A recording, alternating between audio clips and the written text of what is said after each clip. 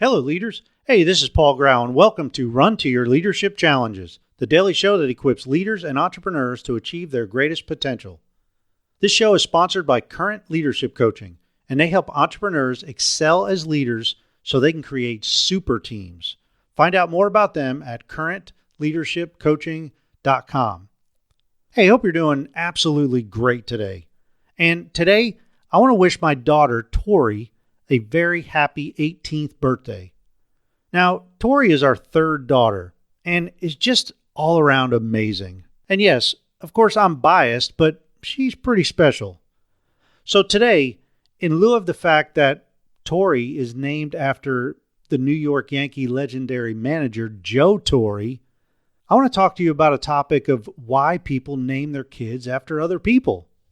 So let me start with a question. Have you ever named someone or something after another person? If so, why did you do that? In the case of my daughter, it was a few days before she was born, and we had no idea what we were going to name her. A friend of mine was over at our house watching a baseball game with Jen and I, and it was the Yankees and Red Sox. And my buddy was a Red Sox fan. Funny how that all works out. But anyway, I'm a Yankee fan. He was a Red Sox fan. We're like heads and tails, but we got along really good. And I think it's that passion in us that was really that common bond. So anyway, as we were watching the game, we were blurting out various names and laughing about it. And then all of a sudden, the announcers on TV started talking about Joe Torre. And we all looked at each other and almost simultaneously we said, "Hey, what about Torre?"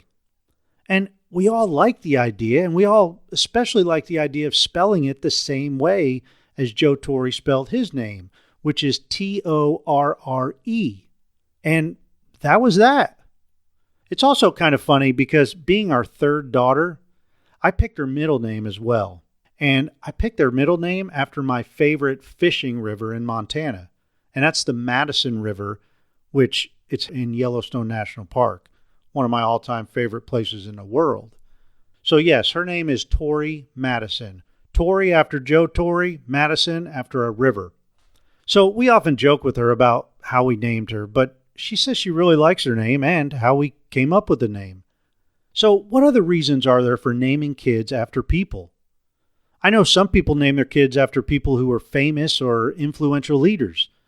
I know people who have named their kids after movie stars or other people who had an impact on them in some way, shape, or form.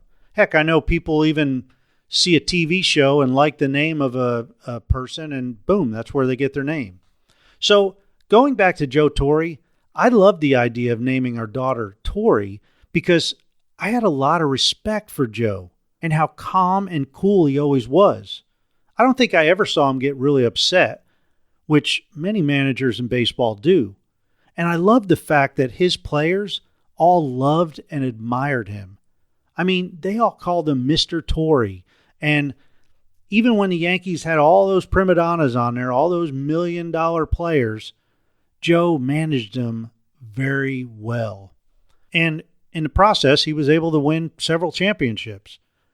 So what about you? What leadership qualities or personal qualities do you have and or display that would be worthy of somebody naming their kids after you? If you can't think of any reason at all or any quality, I'd be interested in hearing why not.